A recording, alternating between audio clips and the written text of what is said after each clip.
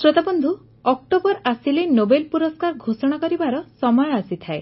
ए वर्ष चिकित्सा विज्ञान बा मेडिसिन ने नोबेल पुरस्कार पाइबा पई योग्य विवेचित होइछन्ति 3 जण वैज्ञानिक हार्वे जे अल्टर, माइकेल हटर एवं चार्ल्स एम राइस।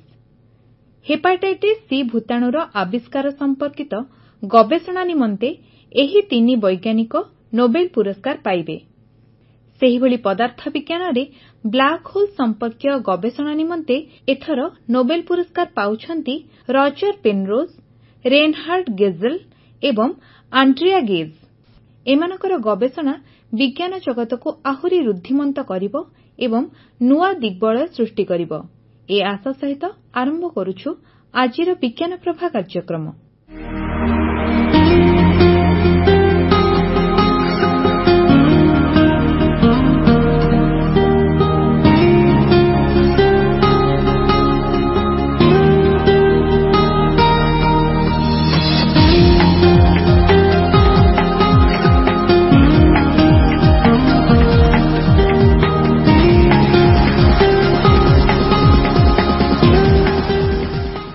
श्रोता बंधु नोबेल पुरस्कार जेमिति विश्वर सर्वश्रेष्ठ पुरस्कार बा सम्मान सेहिपरि भारतीय विज्ञान गवेषणा क्षेत्र रे सर्वश्रेष्ठ सम्मान बा पुरस्कार हेउछि शांति स्वरूप भट्टनागर पुरस्कार। प्रतिवर्ष biological sciences, chemical sciences, earth, atmosphere, ocean and planetary sciences, engineering sciences, mathematical sciences, medical एवं फिजिकल साइंसेस एही 7टी विषय उपरे उत्कृष्ट गवेषणा पई शांति स्वरूप भट्टनागर पुरस्कार दिया जाइथाय। श्रोता बंधु ओडिशा पई एथर गर्व और गौरव आनी दैछन्ति डॉक्टर ज्योतिर्मयी दास, जे कि सुबी जैकब जॉर्ज को सहित केमिकल साइंसेस बा रसायन विज्ञान रे तांकर अभूतपूर्व गवेषणा निमंते चलित वर्ष एही पुरस्कार रे सम्मानित होइछन्ति। जगतसिंहपुर जिल्लार मानपुर गाँवर एही सफल युव वैज्ञानिक प्रथम ओडिया महिला वैज्ञानिक भावरे सम्मानजनक शांति स्वरूप भट्टनागर पुरस्कार पाइबा आम समस्तଙ୍କ ପାଇଁ गौरवर विषय। एहाठारु बड़ खुशीर कथा हैला डॉक्टर ज्योतिर्मयी आम सहित तांकर सफलतार कहानी और गवेषणा संपर्क रे आज निजे टेलीफोन जोगे शेयर करिसंती।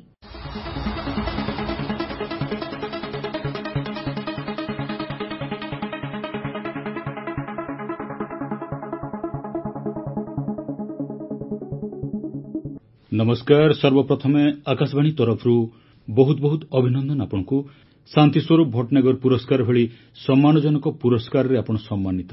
तेबे डॉक्टर दास आपनको पढ़ापढ़ी संपर्क रे किछि सूचना हमर श्रोताबंधु मानकु दियंतु। प्रथमे स्कूल जीवन केमती कटिथिला, तापरे केउ कॉलेज रे आपण पढ़िथिले? मु आम गाँ प्राथमिक स्कूल एवं तापरे तरिकुंद हाई स्कूल रे 10म पर्यंत पढ़िथिले। मो माँ एवं बापा स्कूल रे शिक्षक थिले, तेणु स्कूल समयरु आमको भल पढ़िबा पई उत्साह देउथिले। आमको विभिन्न कॉम्पिटिशन्स जेमती debate, story and essay, poem writing competitions रे पार्टिसिपेट करिबा पई प्रेरणा देउथिले। मोर छोट बेलरु नुवा कथा जानिबा पई आग्रह थिला। स्कूल रे मते गणित बेसी भल लागुथिला। मु +2 साइंस आम घर पाख एसभीएम college Swami Vivekananda memorial college रे पढ़िथिली। मने हुए विज्ञान प्रति आपनकर विशेष आग्रह पिलादिनरु थिला। स्कूल रे मते गणित बेसी भल लागुथिला, तेनु मु बीएससी रसायन विज्ञान ऑनर्स नै पढ़िथिली। एमएससी समय रे ऑर्गेनिक केमिस्ट्री स्पेशलाइजेशन नेथिली। नेशनल लेवल टेस्ट रे क्वालिफाई करी मु आईआईटी कानपुर रे पीएचडी करिबार सुजोग पाइथिली। मु सेठी ऑर्गेनिक सिंथेसिस सब्जेक्ट रे पीएचडी करिथिली। ऑर्गेनिक सिंथेसिस हेउछि रासायनिक सिंथेसिस रो एक गुरुत्वपूर्ण शाखा। ऑर्गेनिक सिंथेसिस यूज करी आमे प्लास्टिक, पेस्टिसाइड्स, मेडिसिन एवं ड्रग्स आविष्कार करि परिबा। ऑर्गेनिक केमिस्ट्री रे आम डेली लाइफ रो बहुत एप्लीकेशन रहिछि। Polymers, petrochemicals, soaps, detergent, perfume इत्यादि रो मेन कॉन्स्टिट्यूएंट हेउछि ऑर्गेनिक मॉलिक्यूल्स। डॉक्टरेट केउ विषय करथिले से संपर्क रे किछि सूचना दियंतु। मो पीएचडी बेले न्यू ऑर्गेनिक रिएक्शंस एवं तार मेकानिज्म स्टडी करूथिली। पीएचडी समय रे मो हार्ड वर्क रो महत्व बुझिथिली। मु सेतबेले आईआईटी कानपुर रे बाछिथिली पीएचडी करबा पई, जेहेतु एहा one of the best research institutes of India. सेठी देशर टॉप साइंटिस्ट मानक ठारू एडुकेशन एवं रिसर्च एक्सपीरियंस पाइथिले। मोर रिसर्च प्रति जेंति आग्रह सेमिति केमिकल साइंस टीचिंग करबाको मते भल लागे। मु पीएचडी परे पोस्ट डॉक्टोरल रिसर्च पाई प्रथमे जर्मनी जाइथिली। फन हुम्बोल्ट फेलोशिप पाई 2 वर्ष गवेषणा परे ईएसपीसीआई फ्रांस रे 1 वर्ष रिसर्च करिथिले। परे मेरी क्यूरी फेलोशिप जे गोटे प्रेस्टिजियस एवं कॉम्पिटिटिव फेलोशिप पाई कैम्ब्रिज यूनिवर्सिटी रे 2 वर्ष रिसर्च करिथिले। ता परे मु प्रथमे आईआईएससीआर कोलकाता रे असिस्टेंट प्रोफेसर भावे जॉइन करिथिले।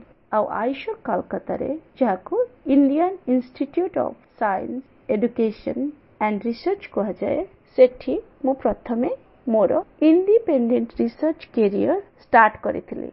शिक्षा समाप्त कला परे आइजर रे केमति जोग देले? एई Indian Institute of Science Education and Research संपर्क रे किछि कहंतु।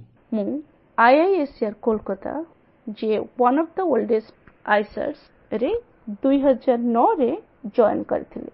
मु सेठारे रिसर्च सहित साइंस टीचिंग मध्य करूथिले। आईआईएससीआर हेउची आम देशर एक प्रीमियर हायर लर्निंग प्रतिष्ठान। एठी स्नातकोत्तर स्तर रे मॉडर्न रिसर्च सहित बेसिक विज्ञान शिक्षा दिया जिबा पई एई प्रतिष्ठान गुडिक प्रतिष्ठा करा जायथिला। देश रे एबे 7टी आईआईएससीआर प्रतिष्ठा करा जायछि। वेस्ट बेंगल रो बा पश्चिम बंगर आईआईएससीआर कोलकाता, महाराष्ट्र रो आईआईएससीआर पुणे, पंजाब रो आईआईएससीआर मोहाली, मध्य प्रदेश रो आईसर भोपाल, केरल रो आईसर तिरुवनंतपुरम, आंध्र प्रदेश रो आईसर तिरुपति एवं ओडिशा रो आईआईएससीआर बेरहामपुर। तापरे Indian Association for Cultivation of Sciences एई सम्मानजनक विज्ञान अनुष्ठान रे केमति जोग देले? मु आईसर रे 3.5 वर्ष परे आईएससीएस जॉइन करथि, जेउठी एबे मु प्रोफेसर भाबे काम करूछि। आईएससीएस बा Indian Association for Cultivation of Sciences संपर्क रे किछि सूचना दियंतु। IACS Indian Association for the Cultivation of Science हेउछि भारतर आम देशर सर्व पुरातन अनुष्ठान, जहा 1876 रे डॉक्टर महेंद्र लाल सिरकरଙ୍କ द्वारा प्रतिष्ठित। एहा फंडामेंटल विज्ञान गवेषणा पई प्रसिद्ध। प्रोफेसर सीवी रामन 1907 रु 1933 मसीहा मध्यरे आईएससीएस रे गवेषणा करथिले एवं से प्रसिद्ध रामन इफेक्ट आविष्कार करथिले। एथिपाई तांकु 1930 मसीहा रे पदार्थ विज्ञान रे नोबेल पुरस्कार प्रदान करा जायथिला। से नोबेल पुरस्कार पाइथिबा प्रथम Asian in any branch of science. So he was the first Asian to receive a Nobel Prize in any branch of science. खाली सेतिक नह, से होचंती India's only Nobel laureate in science. आईएससीएस रे मॉडर्न इंडिया रो ମାନେ ଆଧୁନିକ ଭାରତର ବହୁ ବିଶିଷ୍ଟ ସାଇଣ୍ଟିଷ୍ଟ ଯେମିତି ମେଘନାଥ ସାହା ଗବେଷଣା କରିଥିଲେ ଏବଂ ଆସୋସିଏସନର ଗବେଷଣା ସଂସ୍କୃତିକୁ ସମୃଦ୍ଧି କରିଥିଲେ। ଆଇଏସ୍ଏସ୍ ହେଉଛି ଗୋଟେ ଏଷ୍ଟାବ୍ଲିଶ୍ଡ ରିସର୍ଚ୍ଚ ସେଣ୍ଟର ଯାହାର ୱାର୍ଲ୍ଡ କ୍ଲାସ୍ ଫ୍ୟାସିଲିଟିଜ୍ ଅଛି ମାନେ in all the areas of basic science. Recently ମାନେ ଏବେ 2 ବର୍ଷ ହେଲା ଏଠି ମଧ୍ୟ अंडर ग्रेजुएट एवं postgraduate teaching programme start करा जायछि। एथर किछि आपनकर गवेषणा संपर्क रे कहंतु जेउथि आपण शांतिस्वरूप भटनागर भली सम्मानजनक पुरस्कार पाइछंती। एही पुरस्कार पाई मो विनम्र एहा मोर कठिन परिश्रम एवं विज्ञान पाई निष्ठार फल। एही पुरस्कार भविष्यत रे भल करिबा पाई प्रेरणा देबो। मु छोट बेलु विज्ञान प्रति आग्रही थिली। एबे आमी केमिकल बायोलॉजी रासायनिक जीव विज्ञान उपरे कार्य करू जहा नूतन ड्रग्स आविष्कार पाई प्रेरणा दे पारे एवं चिकित्सा क्षेत्र रे नूतन दिग खोली पारे। विशेष भावरे आमे न्यूक्लिक एसिड द्वारा सुस्थ कोष को नष्ट न करी कर्कट कोष गुडी को कष्ट करिबा पाई नष्ट करिबा पाई लक्ष्य रखिछो। विशेष भावरे आमे न्यूक्लिक एसिड द्वारा